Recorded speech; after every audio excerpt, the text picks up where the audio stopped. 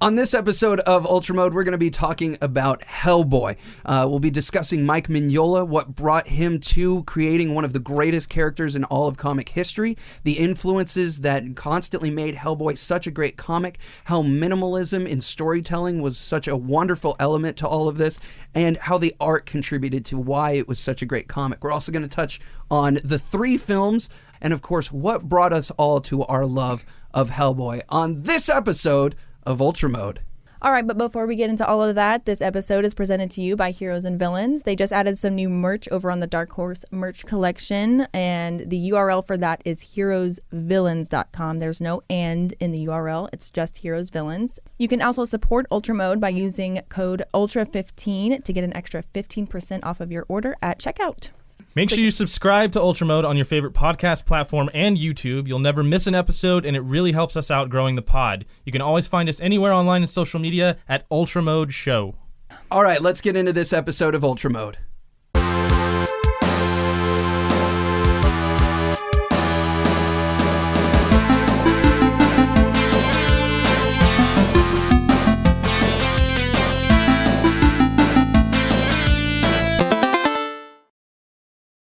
Welcome back to Ultramode. It's episode 3. My name's Jimmy Green. I'm Katie Cormier. And I'm Jordan Kelly. And Jordan's back, Katie. I'm so happy you're back. That delayed reaction. I didn't know you were going to call me out. We're so happy you're back. We are happy you're back. I'm happy to be back. spot. I'm sure that the listeners are happy that I'm back. Why are you nodding a no as you said that? You were going, I'm sure the listeners... You're being will be... recorded. No, they are definitely happy that I'm back. I Yeah. know this. And if Okay. I want everyone to just comment and say that See, you you're did glad. the no again. I'm not sure. Is this subconscious? Do you need help? I don't Blink know. twice. Where were you? I don't even know where I was. Guys, I was supposed to be there. Do you know where you are right now? Yeah. I think so. Okay, good. We're good. Welcome to We're good. hell. Yeah, this is an actual... Ooh. Because on this episode Guess of who we're Ultramode, talking about? Hellboy. One of the greatest heroes in all of comic history. And not only that, but one of the most influential...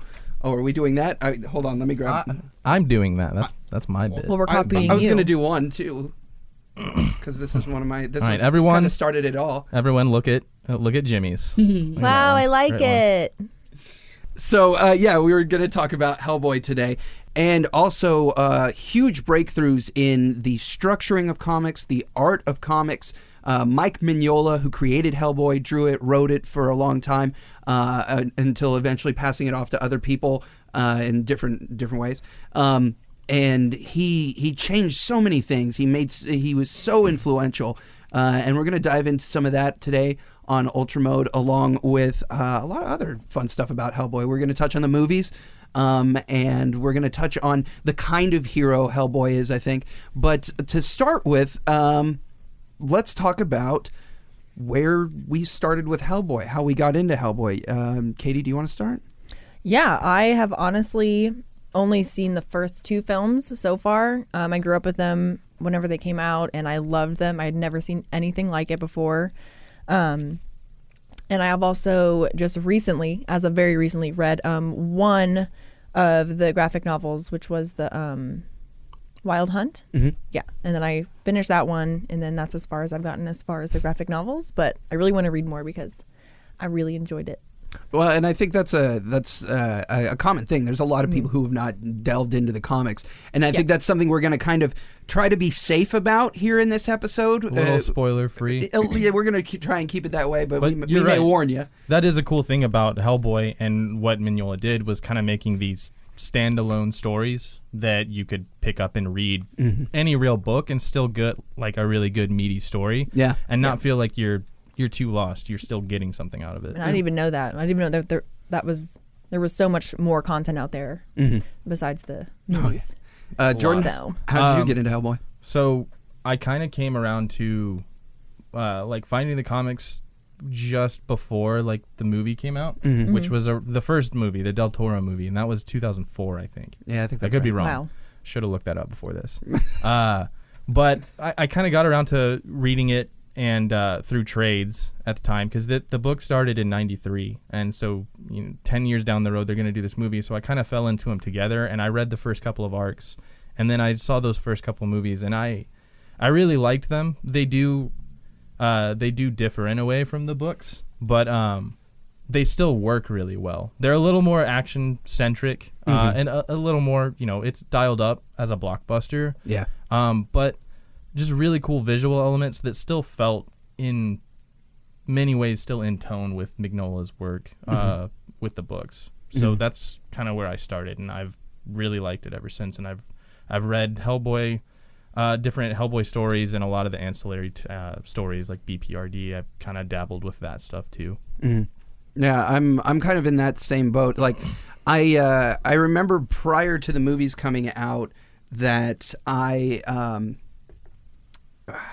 was aware of Hellboy because of reading Wizard magazine, the magazine that covered comic culture for a long time, and I remember knowing who Hellboy was. I don't remember when I read my first Hellboy comic. I can tell you a definitive memory of reading one, which is when the movie came out, I went and saw it with my dad, and at that, they gave away free issues of The Corpse, which is so cool. Still one of my favorite Hellboy stories. And you can even see on this, and I still don't understand this, they put the sticker on the actual cover. That's not on the slip. That's on the cover of the comic book. Don't put stickers on the covers of things. But it's from the comic shop that I grew up going to. And that is so weird. I have 4 copies of it because I went and saw the movie twice with my dad. Are they all like that? No, only one of them is for some reason. I don't know why the others weren't. I think we maybe went to a different theater to see it the second time. And I don't, but that still doesn't account. Maybe my dad has one and maybe I acquired one and traded one. I don't know. Yeah, for everyone that's only listening and isn't watching, it's literally like the plastic sleeve that the comic is in, and then the huge like free copy sticker is on the actual free copy, compliments of blank blank comics. Yeah. 8 stores in the Metroplex. Not anymore. R.I.P. Yeah. Weird flex. But okay. But but the movie was the big like flood moment for me that really got me into it.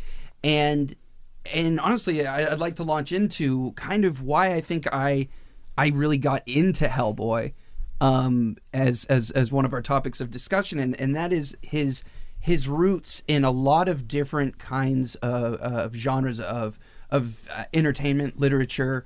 Mignola's storytelling has gothic elements. It's got horror elements.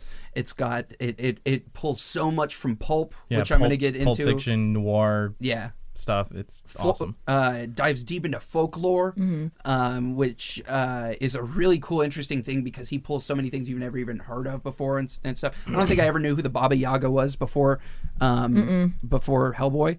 You get into all sorts of mythology. He may get into Greek stuff.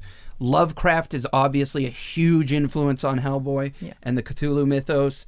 There's a lot of supernatural elements, and then there's all of the hero elements, of course. And I think one of the things that drew me to Hellboy was that wandering hero element. And what I mean by that is you could trace this back to the early days of pulp and the golden age of radio, wherein you would have stories like The Shadow, which I know Jordan is a big fan of as well. And The Shadow were these great radio plays with this character who had these kind of metaphysical powers, and but each episode, every adventure was a standalone for the most part. They would do 2-parters or 4-parters every once in a while. But the idea was that this is in the age before what we know now as the age of replay and rewatch, where if you missed one radio show, if they were going to be doing a constant story, you'd be completely lost. Or the same thing with a comic book issue or one thing or another, where in a time where that wasn't as financially viable for people or the entertainment itself wasn't as accessible. And so they specialized in making these standalone stories that would function on their own, where a person could jump in, jump out at any point, at any day, any week, or whenever these are airing, and or hitting bookshelves, and not have to worry about what the story is. At the same time, they may have some small, kind of in the background, running story that kind of overarcs the whole thing, but it's kind of minor, and a lot of them, it didn't really matter until the very end of it. And Hellboy is kind of one of those in a couple ways.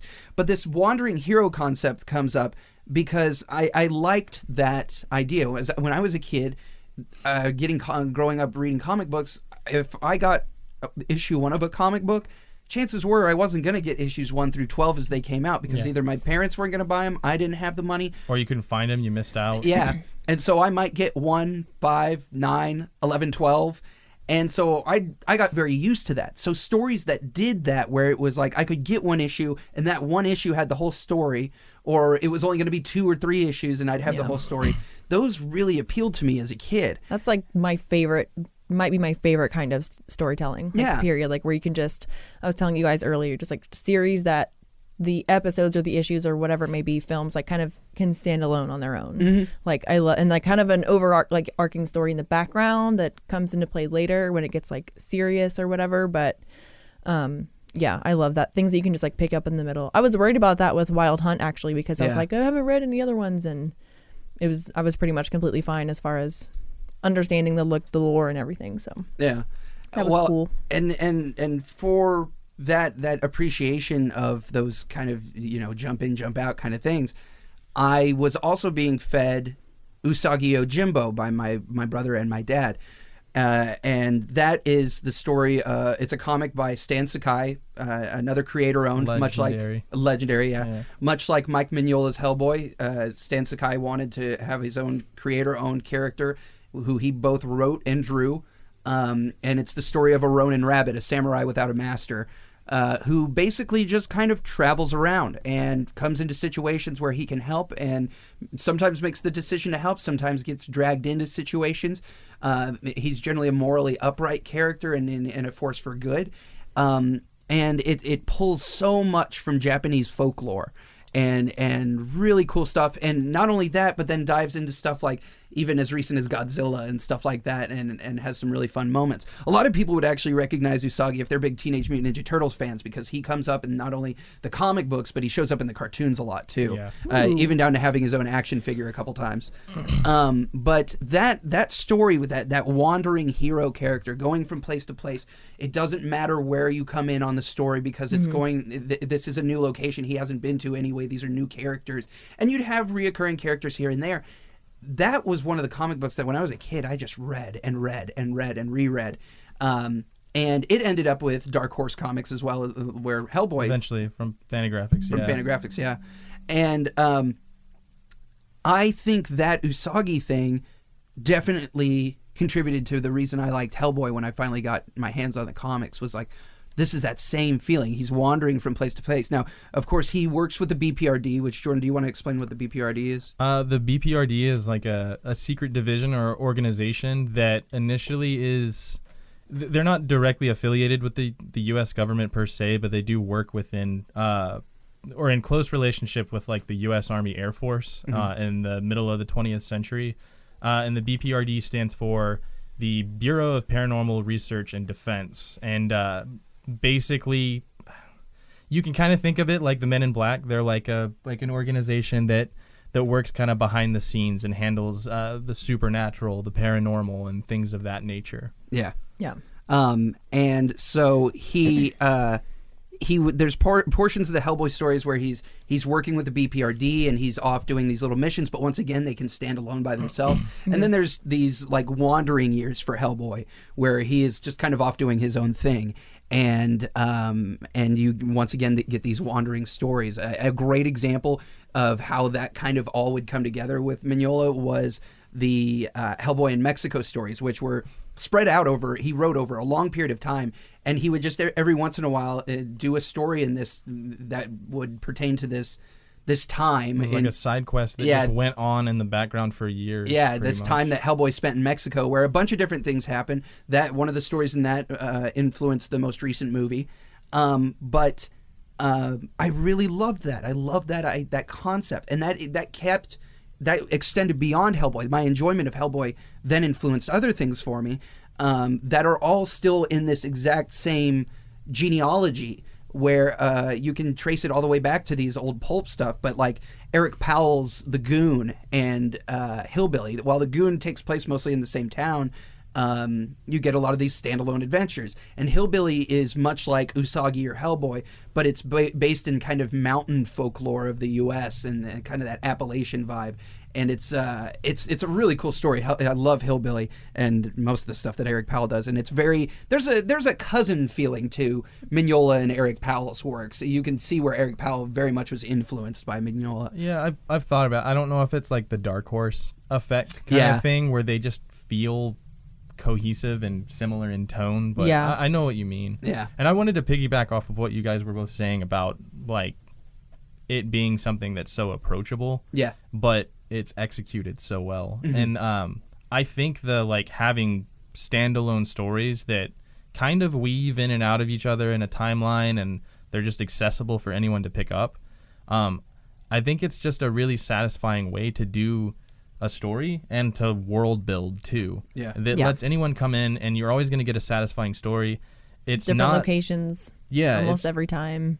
It's not decompressed either. Like, because some things, like a lot of other stories, I mean, you can go outside of comic books, but anything that's like serialized, they'll decompress it. And it just gets to the point where you're getting things maybe in these chunks because it's doled out in a serial format, but, you know, on an episodic or an issue or a chapter basis, you're not getting a real satisfying piece out of it because it's so decompressed and stretched out. Sorry, by decompressed do you mean just like a lot of like filler or just like too many? Not filler, but they're drawing out things that don't really need to be drawn out. Yeah. Whereas like Hellboy, for instance, Mignola is very much about kind of like encapsulating the story he wants to tell and containing it and putting it in like a 4-issue miniseries or a one-shot or a special or something like that, and you're getting something that's very like start to finish. You know, there's a beginning, there's some sort of conflict, and there's a conclusion. Yeah. And it's bite-sized. It's not pulled further than it needs to be. And that's one of the things I've really liked about Hellboy, and that format's kind of like it's been applied to most of the stuff that Dark Horse has published also with other writers, and that's also just kind of bled into the way a lot of comic books and even further like shows have just gotten really good about doing things like that. Yeah. Yeah, it's a really incredible series, I guess you can say, because of that constant attention to how the audience is going to react. Whereas a lot of it, and I mean that in a structural sense as opposed to an emotional react to the story itself. Right. And one of the great things in line with what you were just saying is and a great characteristic of Hellboy from Hellboy up through even the BPRD stuff now is there is no over explanation. You never feel like you get condescended to, and I don't mean that in a negative sense. You know, some authors write like that because they want to make sure you're grasping this. Mm-hmm. He writes things in such a way that he knows he can trust. Mignola does. That he can trust that he knows the audience is going to pick up on everything, and if not, they're going to pick up on it down the line. Yeah, which is I can't tell you when they need to. Yeah, I can't tell you the number of times I've like been reading Hellboy, or when I was reading Hellboy for the first time when I was younger as a teenager, and would be like, and like, oh okay, duh, now it hits me, like I get it, and it's because he's just super incredible and in that what you're talking about with compression and stuff, and we'll get into art more later, but the art tells so much of the story, which is a comic book thing, but his is very expressive where you can remove panels that other artists and writers probably would have included. He pulls out because you get everything he is putting across in just little bursts. He's such a good storyteller, and that's the thing about a good storyteller in comics and sequential art is somebody that can tell the story without really putting any dialogue there. Right. The exposition doesn't have to be written out for you. Like, you're getting the story visually. Yeah. Mm-hmm. I was going to say that too, especially for a character who doesn't say a lot dialogue-wise and isn't, like you were saying, like you get information kind of just like when you need to, or like nothing's like over-explained. Mm-hmm. Especially, I think, because Hellboy himself lends to that, because he isn't like, why, what is happening type of character. He's just kind of like, what, like, I'll find out when I find out, and if I don't, like, I don't care, that kind of thing. Like, there's no over, I think he's not worried about it. Yeah, that's one of the things that makes him such an alluring and cool character. Yeah. Is like, you're along for the ride with him, and he's kind of taking it the same way that you're experiencing it. Mm-hmm.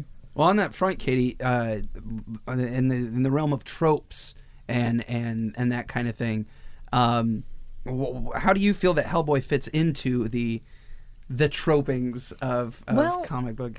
It's weird because when I was first thinking about his character, not to analyze his character, but just like how I would break him down or like putting him in a box, it's kind of hard because at first you're like, oh, he's an anti-hero. But then I started thinking about it more and talking with you guys, and I was like, well, he's not really. I mean, he's not like a parallel that I kept bringing up to y'all was to Wolverine being an anti-hero, and it's the comparison there that I find the funniest is like you have like an anti-hero like Wolverine that's like obsessed with his fate or what he's supposed to be doing, where he came from, his past, and Hellboy's like complete opposite. Like I just said, like he's just like, whatever, like if you're gonna threaten me with that, actually I'm just gonna like leave you in the dust, take care of you, like take you out, like you can't really like use that against me. And he's actually like not like running away from his past, but he's trying to like, I don't know, like the opposite of running to your fate. Does that make sense? Like he's not after it. He's like, just don't want it. Yeah, he's like existing in between. Like he has this awareness throughout the book. He wants to be normal so bad. Like he's just He knows that this like grand destiny is there for him, and he finds out little by little as he keeps goes getting on. reminded. And he's like, okay. He's like annoyed by it. And that's and as we were talking about these one-off stories, there is this destiny element to Hellboy where there's two destinies. One involving basically Earth and breaking down of barriers between heaven, earth, and hell, and the Ogdru Jihad. And then there's another destiny involving killing Satan and taking the throne of hell. He just like has this like apathy about him, but not in a bad way. Yeah, like, he's still endearing, and he's not like, I don't know. When characters address him about it or try to talk to him about it, he is very flippant, and he's like, I don't care. Yeah. I don't want to talk about this. Nothing you can say could make me care about it. Yeah. I can't think off the top of my head another character like that.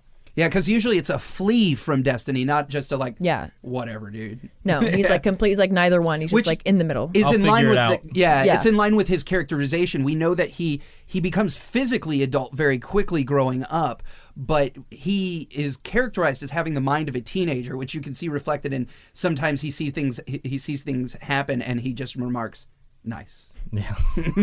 Oh, nice. Love that. Nice. Oh, my bad.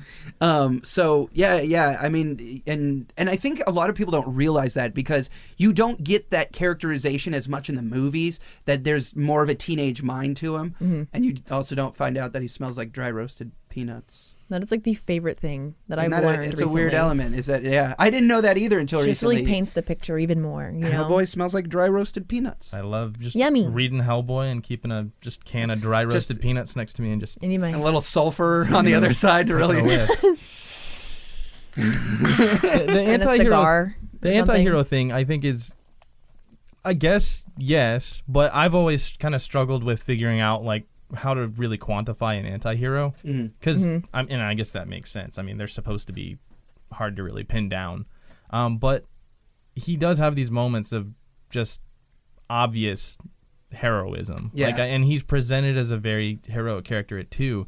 And but the flip side of that is that he obviously is, and he's presented to the world as a heroic individual too.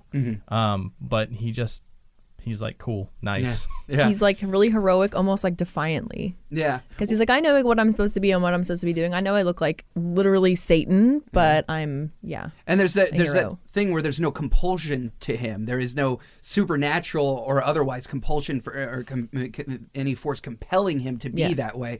It's just these forces that do come into his life and want him to become that thing, and then he beats the hell out of them. Yep. Which is pretty cool. Yep. I was going to say that earlier when you said they were kind of like a Men in Black situation. Yeah. I was like, so he's obviously like suppressing the fact that these monsters, or in the the two films, from what I know, when he's working for them, to suppress like monsters and whatever that's coming into the world and protect everybody. But I'm like, he also looks like a huge monster. Nobody cares. So everyone's like, and I was like, it's like Men in Black if the Men in Black themselves were just like these crazy looking aliens, like. You didn't see anything, and you're like, "What? Look at you! What?" Like, it's the BPRD is supposed to be kind of like behind the scenes, like I said, but then they have this person, Hellboy, that It's like an example. the greater consciousness kind of knows, and he's recognized as like an honorary human. Yeah, he's been awarded that. Yeah. Yeah. By the government. It is kind of funny to think about, like, they're here suppressing these kind of things, or, you know, kind of masking it to They're people. like, what monsters? But then they're like, look at this guy. This one? He's a hero. Yeah. The He's dude good. that looks like a devil. Well, and he's different from anti-heroes in a lot of ways, in that your general anti-hero is the issue is that they stray into villainy, or they do things that are outside the general moral code of a hero. So a great example of an anti-hero that most people recognize is Deadpool. He teams up with the X-Men, he teams up with Avengers, he teams up with the positive side of the Marvel universe, but at the same time, he will also just accept money to go kill people because he's a hired mercenary. Yeah. That's a great example of the general. That's a good like baseline anti-hero. Do you think he has the same heroism in the same way, or he just like really doesn't care? On and off, which I think is one of the kind of running storylines throughout all of Deadpool's history. Yeah. Is this is he, isn't he kind of thing. Yeah. But then you have someone like the Punisher, who is way off that side of the spectrum, where it is just like that dude just straight up on his murder trip. That is a definition, like, textbook anti-hero when I really think about it. Like somebody Punisher?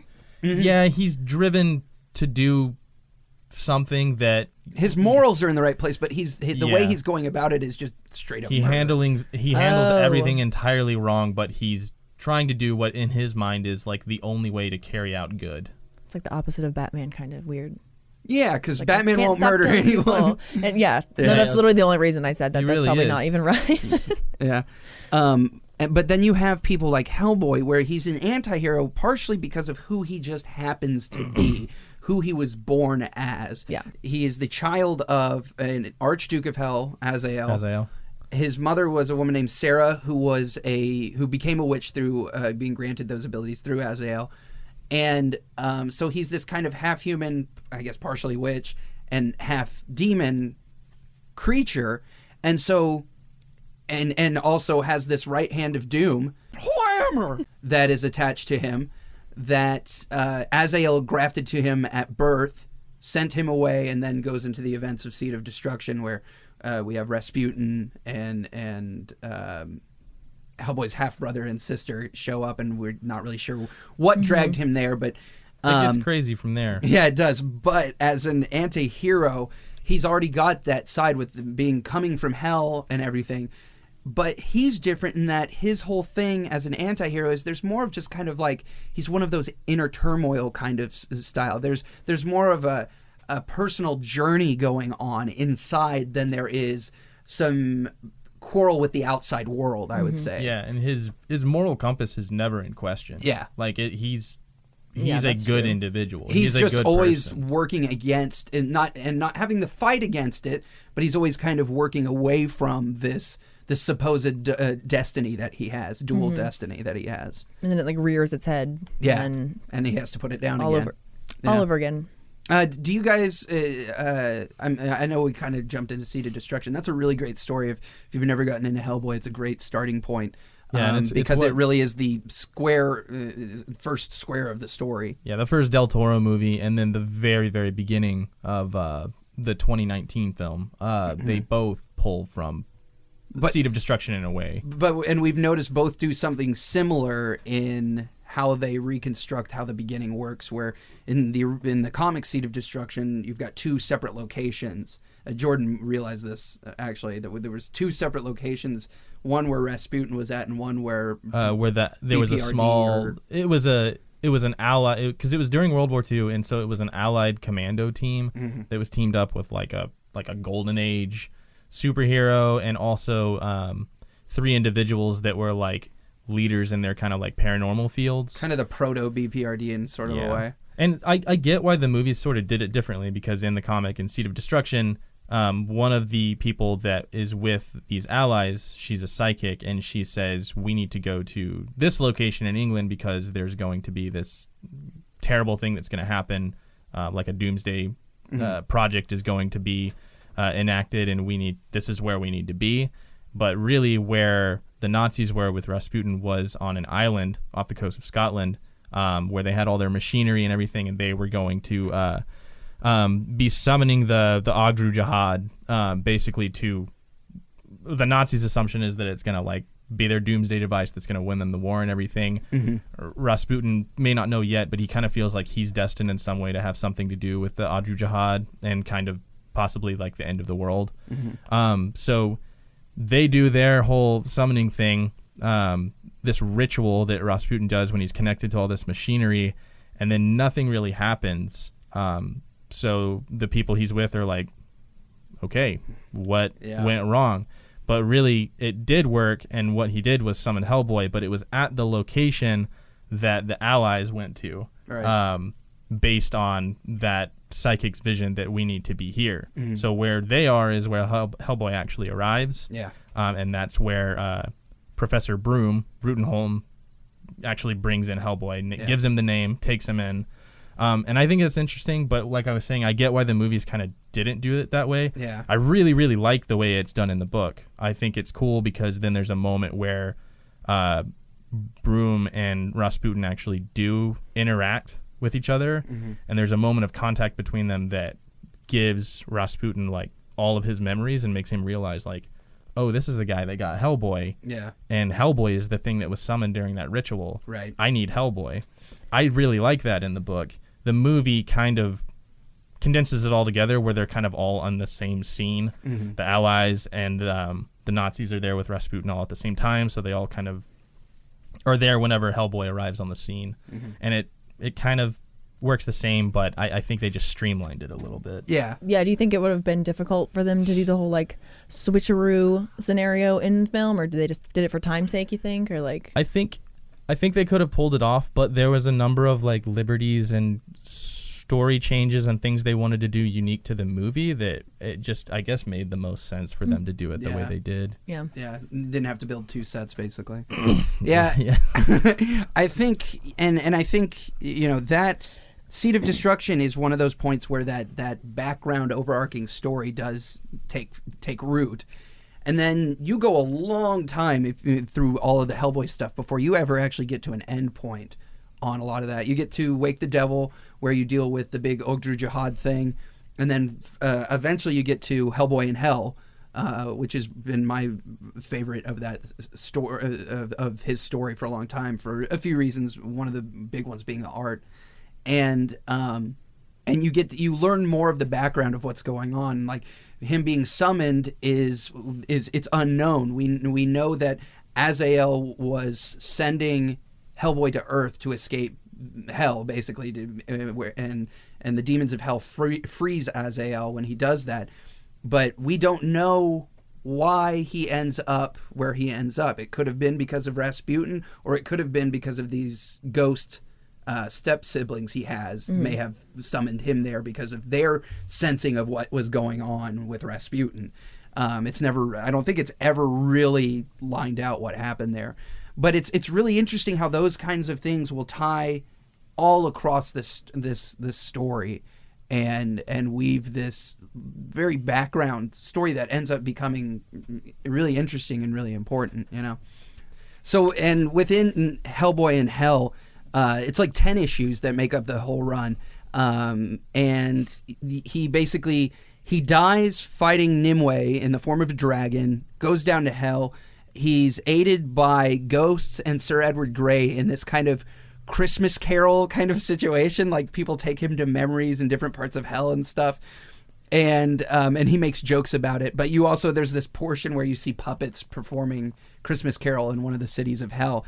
And that's one of the interesting things about In Hell is there's a few literary references like littered throughout. He references Hamlet. He references Paradise Lost, Christmas Carol, and Christmas Carol, and he like annotates these. Yeah, you said it's like specifically like a footnote at the bottom of the page, and he uses direct quotes here and there, specific, which is that's significant because he's always pulled from things like that, like literary sources and stuff. But in Hell, you were talking about how you specifically noticed that he was annotating these things and doing like word for word. Whereas you usually quotes. see those references go back to other, and there were a few, where he referenced his former books like The Wild Hunt and stuff like that.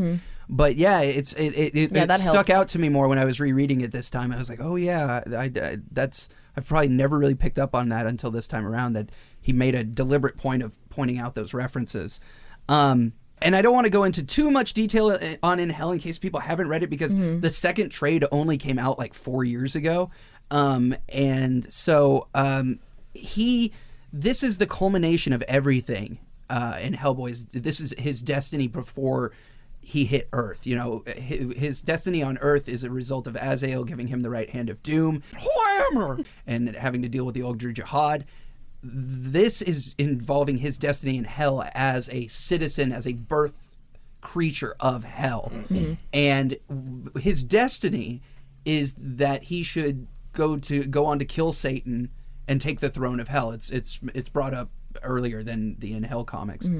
And it's basically him going through hell, trying to get an answer to a few questions, and everything kind of really turning into chaos, and hell turning into a chaos it hasn't seen before.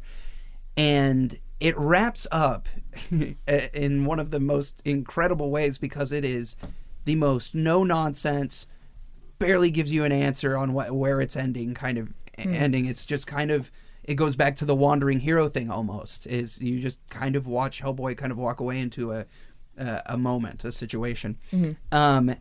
But aside from the story part of In Hell, the art is incredible. And when I was talking about the storytelling through the art, In Hell, he uses so much of that negative dark space and these big bright colors here to make these incredible images that you see a lot of stuff like in the earlier, like the corpse and stuff. I mean, Mignola's always done this kind of stuff. Even from the beginning, it's really impressive. But in Hell, he's using a lot of these heavy reds and blacks all together, and you just see these incredible things come together in a place that we've been waiting to this character to go for so long because of obviously his namesake.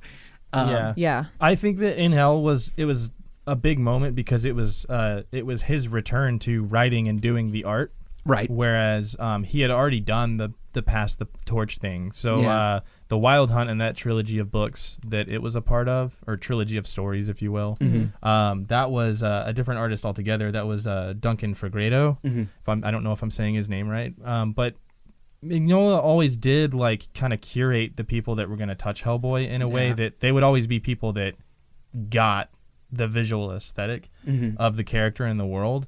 And I think Fegredo did that, but it was a huge deal. Like, a lot of people were really excited for In Hell being a culmination of all this stuff that had been going from 1993 when it first started with Seed of Destruction all the way up through, this ended in 2016. Yeah, I think so. So it was or at least the trade came out in 2016. It was the culmination of like the main timeline of Hellboy that he wanted to tell, like the beginning and the end. And for him to come back and to write and draw 10 issues that are going to close everything out, that was a huge deal, and it was like the best he's ever done on that book. It's amazing looking. Insane. It's so much work. And in talking about, once again, these one-off issues where you can jump in and out of stories, there's a stretch from, I want to say, issue 5 to maybe issue 7 or 8 in Hell that are side quest issues, basically. Total deviation. Yeah. It's just him helping other people out in Hell or finding out information, and then all of a sudden it comes right back into that main story really smoothly. But there's still value in anytime he ever did that. There was every story and every, like, if it was a single issue story or just some little chapter he threw in a Dark Horse Presents anthology or something, there was value there. There was a reason to tell it. He never did filler stuff. Yeah. It's all just solid storytelling in this awesome world that he built. I was reading something like that in the introduction that he wrote for The Wild Hunt. He said something like that, like most of the stories and ideas for stories he wrote for Hellboy at first, he was just going to do them like as one-offs, or he was like, I used to swear that I wouldn't do more than like a few pages worth of a story or something like that. Like, he originally meant these ideas for these adventures for Hellboy to be pretty short and just like one-off type storytelling, Yeah. So, and I'm obsessed with the art. Oh my God. Yeah, that's a I really just good can't. segue. I could just like talk about it forever. I and really can if I get into it. Like, you both are artists, and so I'd love to hear what you have to say about Mignola's art. I'll let Katie kind of start. I mean, we were just like going off about it, obviously, but there's like with the movies, I was saying when I first saw them, I had never seen anything like that because I don't think I'd ever seen a Del Toro movie before that. And then when I read or even looked at any of the comics, I had never seen this kind of art either. So there's like these super unique takes both ways, like the original comics and the adaptation of the movies. Like, it's just so different, and you can tell exactly what it is the second you see it. Like, Mike's art is just, it's so distinct for like really weird specific reasons when you think about it. It's like there's no actual curves. Everything is like a straight line. I love that. Yeah, and I was saying earlier, it's like it has this like confidence of like someone doing a graffiti where it's just like bold and like as if he was just doing like a straight like pencil drawing and just was like ink it, it's done. Like no need to polish it, like it's perfect. And it's like the silhouettes are so distinct, like the way he always does his shoulders, like his silhouettes are really something that gets me with the character design. It's just so good. Like, we were talking about that, and we'll get to the movies, but I do that because you brought up the shoulders. That was something we noticed about Perlman fits that more, but Hellboy definitely has this like sloping shoulder style. It's not big, broad out. Yeah, he's like muscly, but he's not like. Yeah, it's a really weird, unique body shape. Little legs and his little skinny arm, and David Harbour's Hellboy more so. Meaty. Went broader shouldered, like way more. That man is buff. Yeah, more heroic. Yeah, like, obviously like hero, like big. All right, we got to hold it it's back. Like we got to talk about this. Make later. it bigger. No, bigger. But on the art, it's very deliberate and quick looking, and yet incredibly expressive. So simple. Well, what she was talking about. Yeah, the confidence. Like, she's exactly right. Like, it's there, and for people that haven't really like looked at his artwork, it's these sharp angles, but like he uses a lot of negative space. It's super high contrast artwork. It's really just, it's like two tones of light and dark. That's it. Yeah. So there's just a lot of black fills, and he'll do like entire pages. It was the first thing, for a lot of people to have read where you're flipping through this book, and even in Seed of Destruction, I think the end of the second issue or second chapter, it just ends where Hellboy is kind of falling down into this pit below this mansion that they're at. And it's really just a shot of, it's a big splash page, one image, and it's the right hand of doom like falling. There's some like planks above it, but the whole page is just printed black. And it's just all negative space. And like he just had that vision. Like he put that down on pencil. He knew exactly where he wanted all of this shadow to be. And he just went from there, whether he was inking it or if he was having someone else ink his pencils, which we discussed. I would be kind of anxious about inking his pencils because a lot of this blackfill stuff, a lot of pencilers, they'll do X's in the areas that need to be filled with black, and with him it's just everywhere. So I would not want to mess that up. Yeah, right. Yeah, it's so starkly different from so much of what you see in comics, and I think back to how we got into it. I've always been, and Jordan knows this, I've always been a big Dark Horse person. When I was a kid, I loved superheroes and Marvel and DC stuff, but Dark Horse grabbed me very early on because I saw stuff like Hellboy and like Usagi once it moved over to Dark Horse.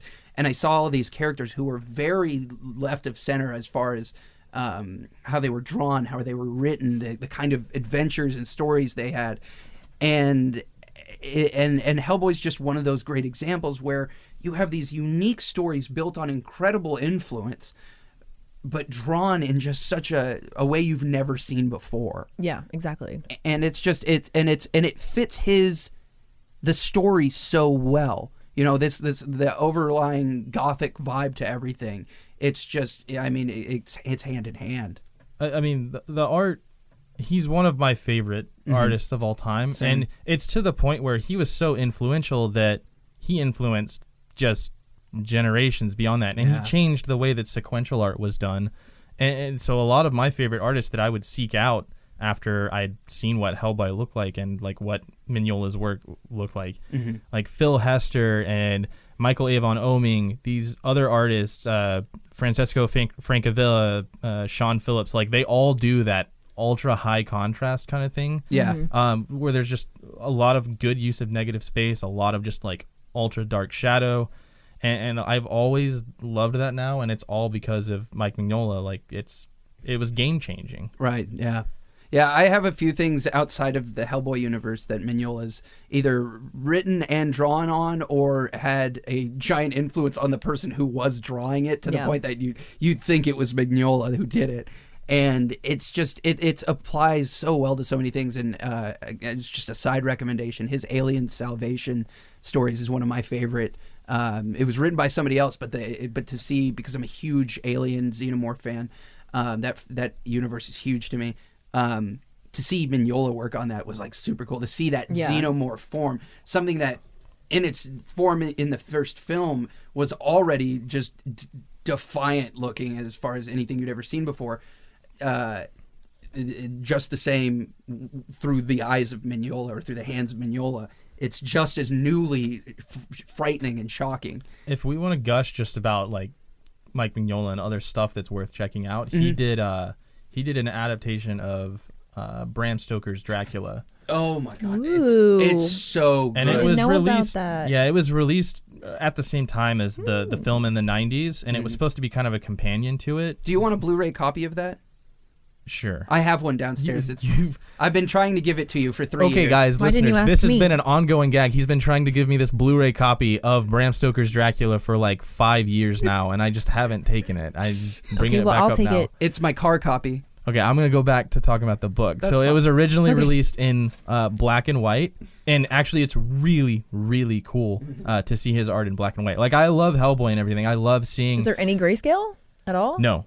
Whoa. It is just It's stark. sharp, contrast, stark, black and white. And, you know, the books have always looked beautiful with, like, Sinclair's colors and, like, especially Dave Stewart when he's colored the books. But to see his art in black and white is, like, eye-opening. It pops off the page still. And they did eventually, you can get it now. You can still get black and white collected edition of it, but they also did a colored version. I don't know if maybe Dave Stewart. I don't know who did the coloring, but it's very similar, like flat kind of colors like Hellboy. So they have it out there either way you want to read it, but either one is, I highly recommend it. Yeah. It's awesome. Yeah, I drew a parallel between him and I can't remember the artist's name, but the one who did, and that's, I'm going to feel stupid now, League of Extraordinary Gentlemen. O'Neill. God. Kevin O'Neill.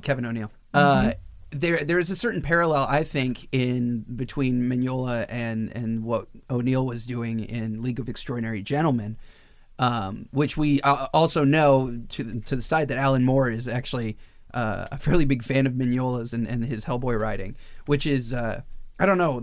I love Alan Moore's stuff, but just because of his public persona and stuff, him liking things is just always surprising to me. But if he's gonna like something, it should be Mignola and Hellboy. You know, it's not really that surprising. I think that it even went on to like he didn't just like it. I think it inspired him. I think that League of Extraordinary Gentlemen, from a writing standpoint, I think that Kevin O'Neill's artwork is reminiscent of it. But I also think that from a writing standpoint, like Alan Moore was kind of plucking at some of the same strings with like drawing from like historical figures or literary characters, folklore stuff. Like it's all there, and I think that Mignola had a huge hand in people kind of like diving into that sort of storytelling. Yeah. Man, when it came out, like I think back and I'm like, how did people react to that trailer of this like crazy looking movie with like a fish guy and a big red devil guy and like seeming to be like a superhero movie, but not really. Like I'm saying to the masses who didn't know about the comic, like this was the first introduction of Hellboy,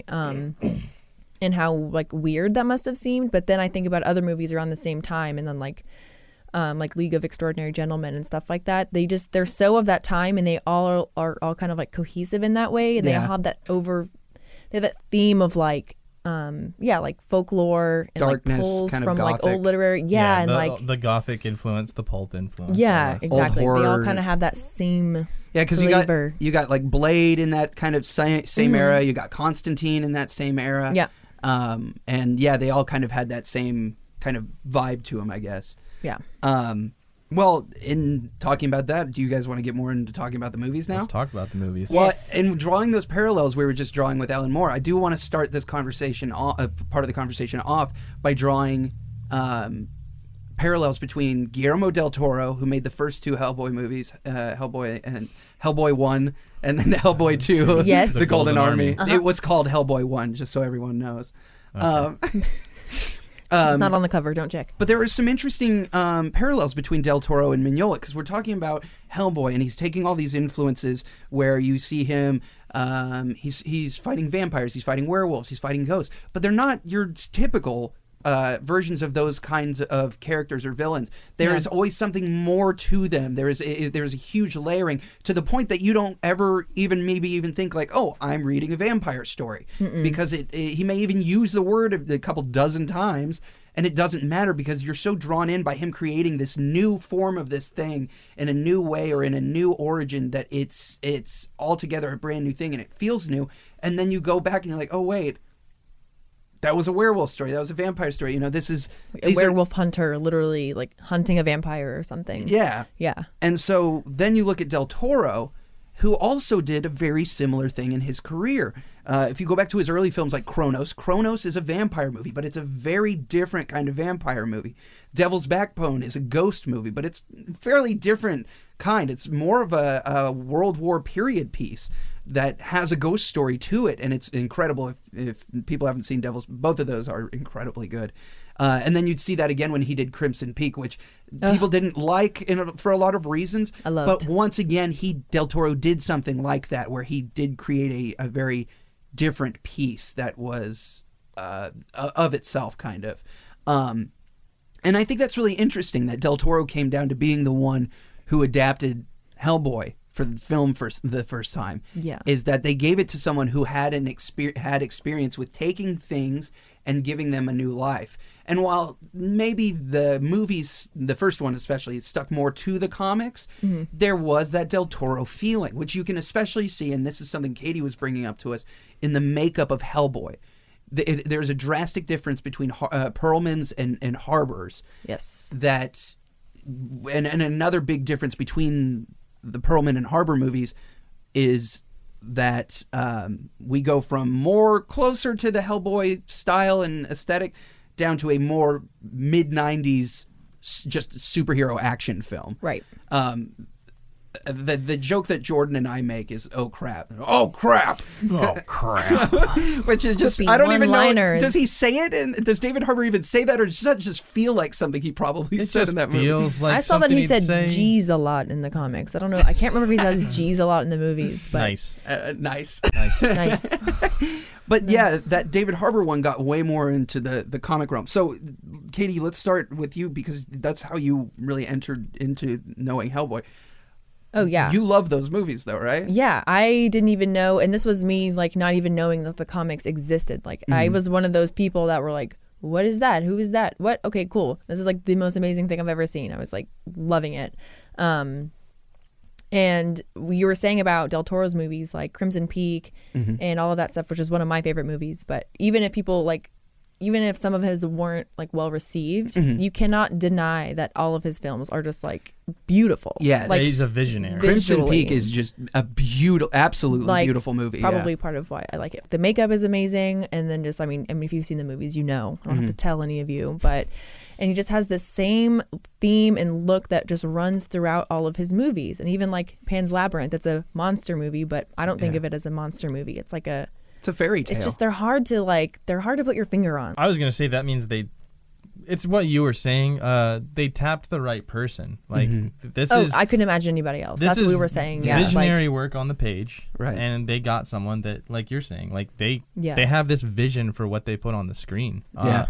And just stuff that looks like nothing else you've ever seen. So Yeah. I think Del Toro was a good pull. And the makeup stuff, even on everything else, like it's very consistent with what he's done in other movies. Like the one image I always kind of think back on, I haven't seen either of them in a while, but in the second one, like the Angel of Death, the way that that looks, just it's so his style. yeah, like which that is, could be out of Pan's Labyrinth. and Like, that's exactly. It's That's another exactly what it makes me think of. Yeah. Is Pan's Labyrinth. It's another good reason that he got to do it, because as we were talking about Mignola's very unique look and style that can't be translated to a live action directly because of its angular style, that you can't do that with humans. or makeup really, They without got real making close. Yeah. With Ron Perlman. without making some sort of like Art Deco absurdist movie. Yes. You get someone like Del Toro who has a style of his own, that has that look that you can very obviously see from Pan's Labyrinth to Crimson Peak to Hellboy, and you get something that captures what Mignola was aiming for, at least in a different way. Yeah. And another good point on that is the second movie is not based on anything that was written in the comics. Original story, yeah. Yeah, they developed an original story. Like Mignola worked with Del Toro to come up with this whole thing, and I think that just opened a lot more doors for how to do things visually too, and how to execute on all these just really cool ideas. Yeah. And again, I just think that's because Del Toro showed that he could execute on it, and he knew what he was doing, and they were like, all right, well, let's like really blow this up. And I know more people like the first movie than the second one, but there's no denying that like the way the second one looks is fantastic. It's a fun movie. I was just watching it, and I fell asleep watching it the other night. And I didn't fall asleep because of the movie. I fell asleep because I was tired. But the whole sequence in the art gallery with the tooth fairies and stuff is just it's so cool. And there's just so many cool sequences. It's just that the writing in that one got a little off track, basically. Yeah. But overall, I've always loved those two. Worth mentioning also are the 2 animated films. Yeah. Or actually 3, kind of, as we discovered another one that I don't know what that was. It's like a 5-minute short. But the other 2 were like I won't animated refer to that feature one. links. Yeah. Sword and Storm and Iron and Fury or something like that. Another one of those good things to put down It's on a the Game notes. of Thrones book. Hey. But we didn't put them on the notes. Well, there was the 2 animated ones, Yeah. which are pretty good, and they're a lot closer to the comics. It's got the voice cast from the Del Toro ones. Which, if you're a big David Hyde Pierce fan, Hey, all you guys. all you Frasier fans out there really love Hellboy They definitely work though. or Abe 'cause Sapien, huh? Animated movies can just really capture Yeah. that stylistic approach that you see on the pages of a comic book. And yet, that 2D style they went with in the animated features is somewhat different from Mignola still, but it's still close to it while being able to be more of an animated thing. There's video games. Have you ever played any of those, Jordan? I've never have. I've never played them, but I know that none of them were received well. There was one on like I didn't even know there were games. yeah, there was one I think on PC and the original PlayStation that I think it's one of the lowest rated games. That makes me sad. record. You could make such a cool Hellboy game. You could. They did another one I think on like that 360 PS3 era generation in like the mid 2000s or 2010s, and I don't think that one fared well either. Yeah. And yeah, that's I don't know. That's kind of a tough thing to nail down, because to do that you do have to start with an action-based plot basically to make a game like that. At least if you want to go big with it. Listen, games based on these kind of hero characters, superheroes, what have you, don't have a real good track record. Yeah. What are you trying to say? Give an example. There's a Superman game Listen, everybody knows Superman about game. on N64. What about Aquaman 64? What? Yeah, I forget about that too, but it's literally just Same game, one's in the air, one's in the ocean, almost the it's same Superman game. 64, but put it underwater and change the way the character looks. Great. Yeah. Real bad. Terrible controls. I believe it. I would love to see a good Hellboy video game. I Yeah. like video games, and I think there's more to it there. You could play on other angles rather than just doing an action superhero game, because there are all these strong horror elements and everything to play on. So, Well, and speaking of that, that was the play for the third movie that we saw. So, of course, Del Toro planned on doing a Hellboy 3. It never came to fruition. Right now, we know in somewhat recently, I believe Ron Perlman said that he and Del Toro were talking about doing that third film again after the most recent one, the reboot, didn't fare all that well. So let's talk about that.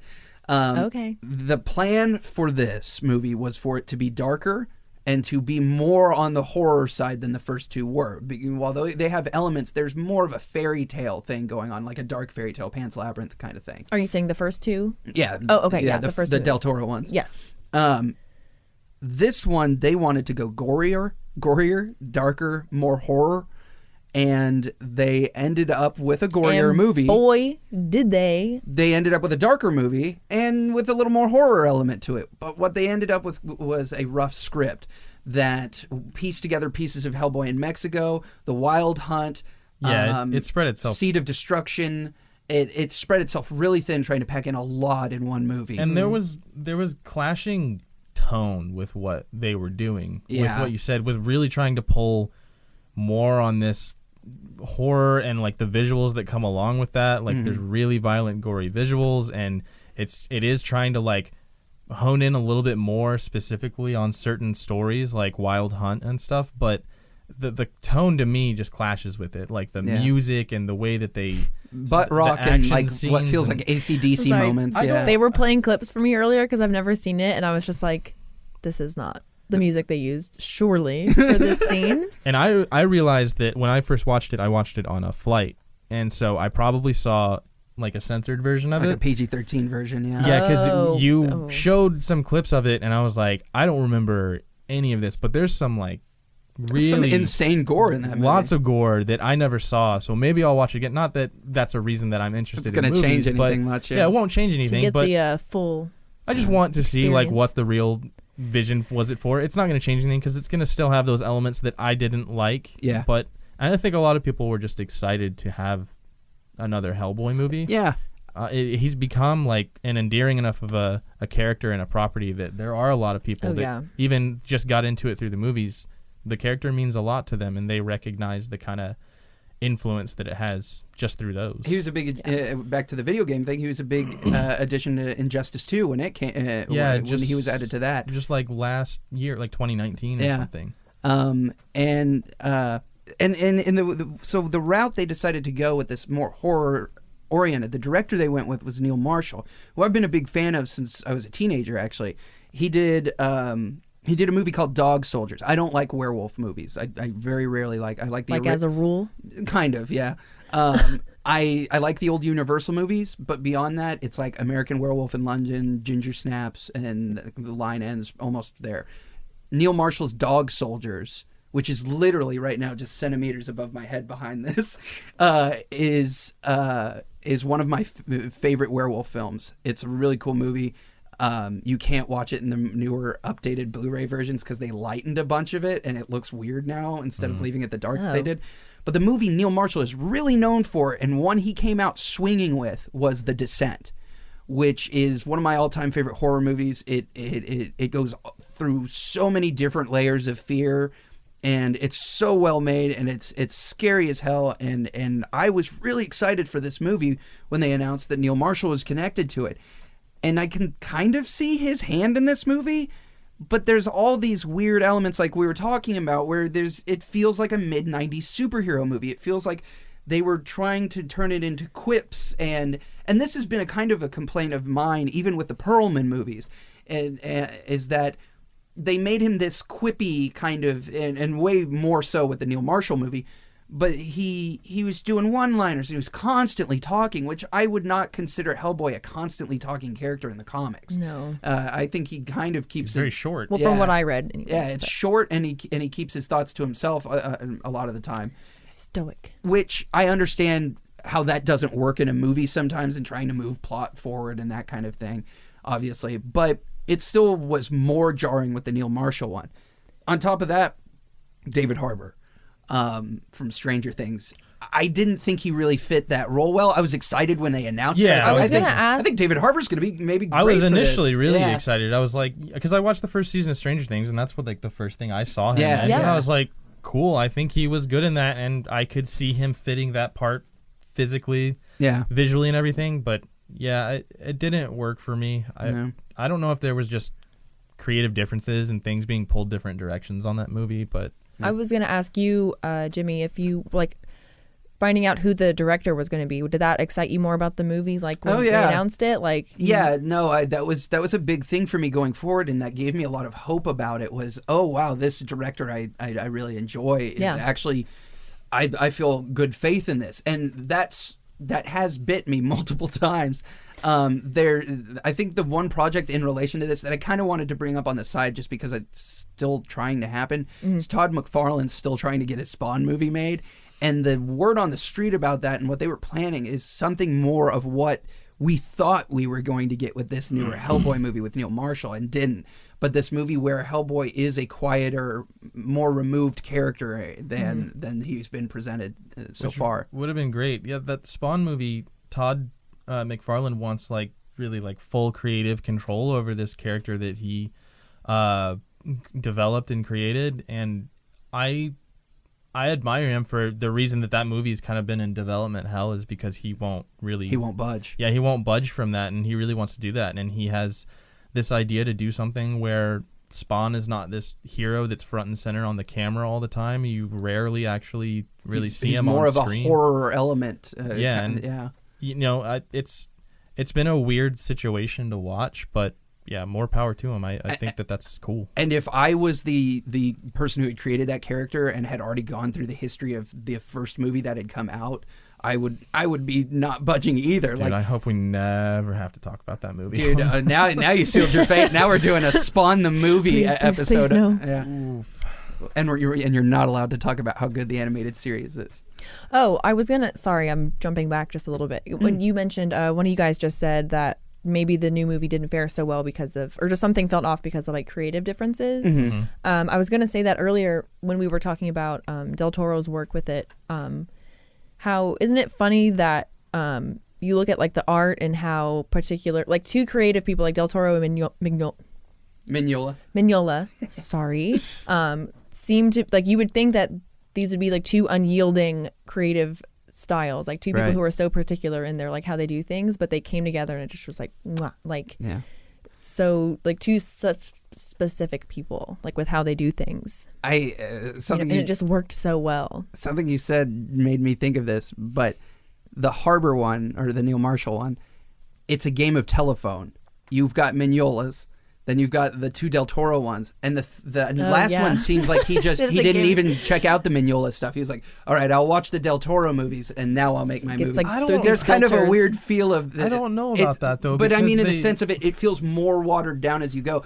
While that one did dive more into the stories. Yeah, because it really, really pulls from Wild Hunt. So right. I'm saying that, but I am saying as far as maybe the attitude, the aesthetic of it all. Yeah, I can see that definitely. It's building from the movies, and it's like, well, let's make it more extreme. Yeah.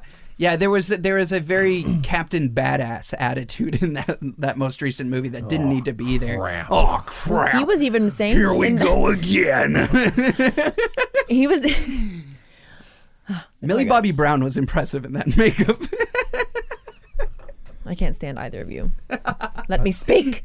I was in that same introduction that I was like quoting earlier. He said that before they even like came to him with a reboot idea, that he was like on the couch with his wife watching Stranger Things, and his wife was like, "Now that guy could play Hellboy," and he was like, "Oh yeah, I've never thought about that." And they just happened to come forward later with that idea. Yeah, and it's kind of a shame it turned out that way, but it's funny that he thought the same thing and like I wonder how they remarked got on that. it. Because I wouldn't have or maybe watched it was Stranger Things. I don't think like he came forward with that suggestion as far as I could tell from what he wrote, but he was like, it's funny how that works out. Like, I think we all just wanted to see him play something larger than life, maybe. Something fun, something real cool. Yeah, well, and which he already was on Stranger Things. He's supposed to be in that new Black Widow movie. Is that what it was? Yeah, he plays, and that got delayed. He plays Red Guardian, and that seems like that might be a better fit, you know? Yeah, I actually, the Hellboy movie side, me not really being into it, I want to see him do lots more stuff. I don't. Yeah. Mm-hmm. Oh yeah, I do enjoy David Harbour a lot. Yeah, I think what happened is he may not have fit that role right.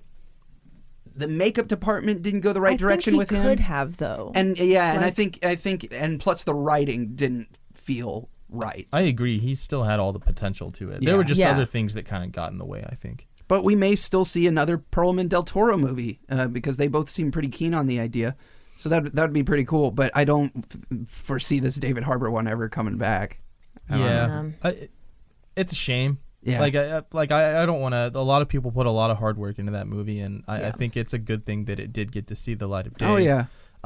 And as a popcorn flick, it was. I have to say, I still really enjoyed watching it in theaters, and as someone who likes horror and gore and stuff, it had some moments that I was just like, I mean, oh my God. I was watching and I was like, this cannot be the same. What is happening? Like, just from, and I understand it's like a different movie and different director, obviously, but just watching the first two and then being like, oh, cool, a reboot. Oh my God. And like someone's jaw is being ripped off. Like, I was like, okay.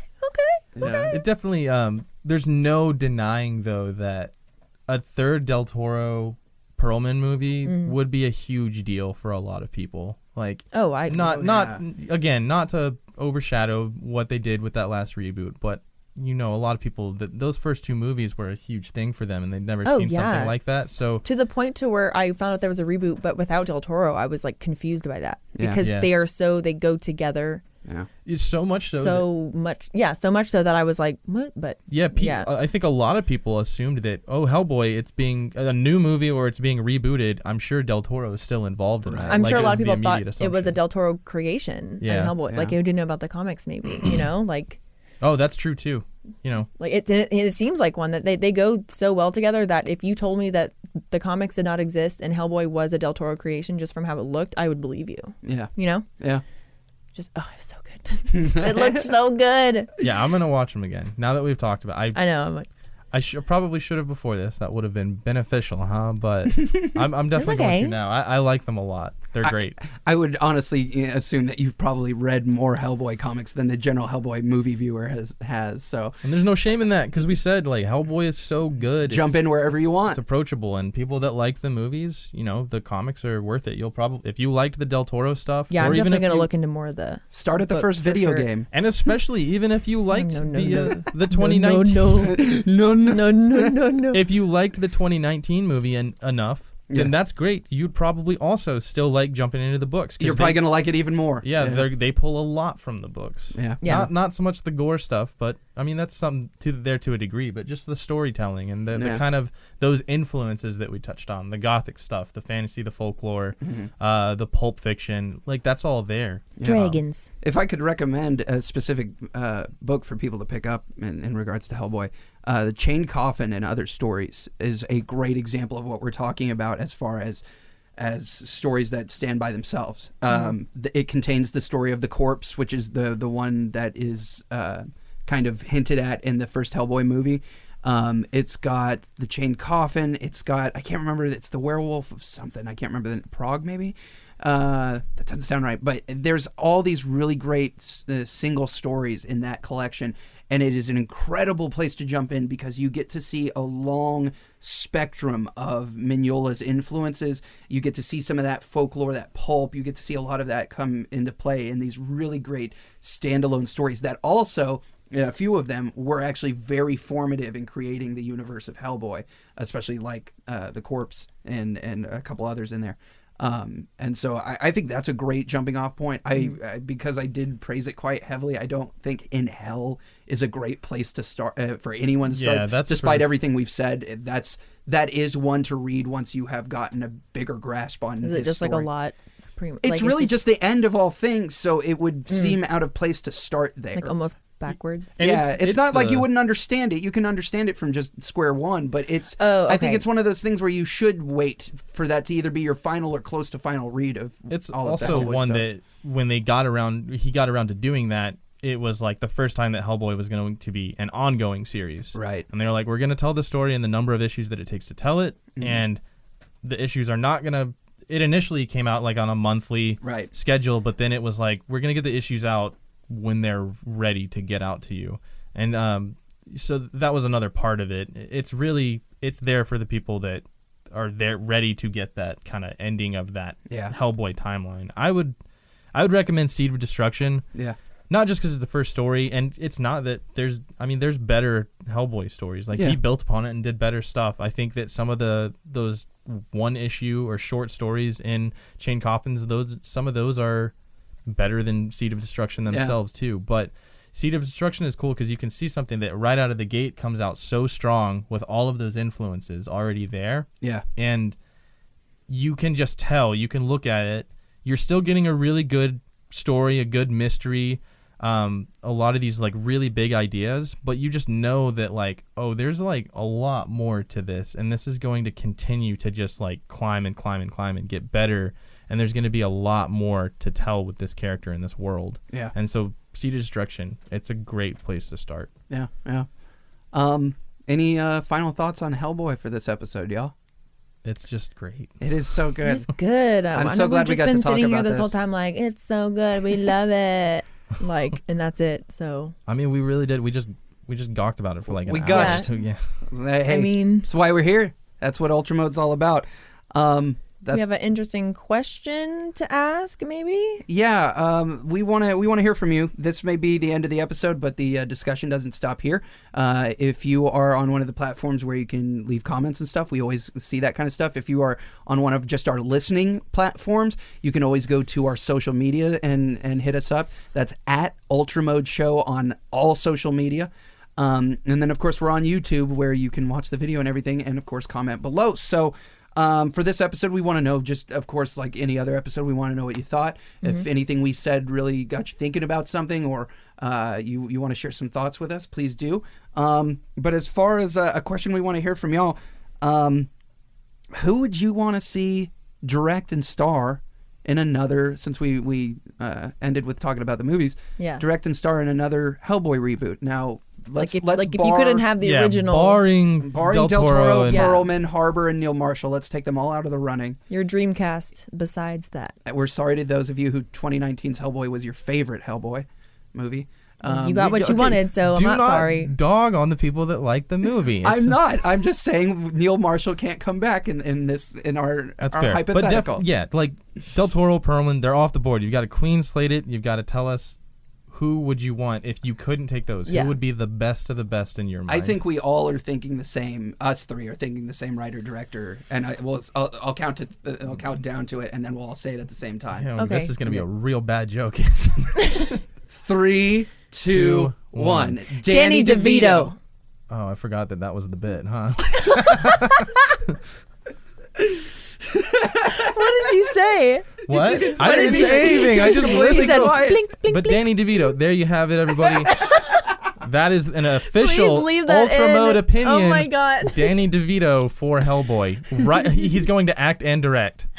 Nobody explain it. Please just leave it in. Don't forget to subscribe, rate, like the podcast wherever you are listening or watching from. If you would have been here for the last episode, you would have known. That was the bit. Well, no, the listeners have my back. That's all that matters. Tell your family and your friends about Ultramode. And please share the good word about what we're doing here. We appreciate y'all tuning in, and we want to hear from y'all. So hit up the comments, and we want to, of course, always going forward, we want to know what you guys want to see in future episodes, what you want us to talk about. We are always here listening when y'all are letting us know. So hit up our social media and everything. I think that's about it. Y'all feel good? I feel great. Let's wrap it up. Great too. For Ultramode, I'm Jimmy Green. I'm Katie Cormier. I'm Jordan Kelly. And we'll see you next time. See y'all later. Yeah.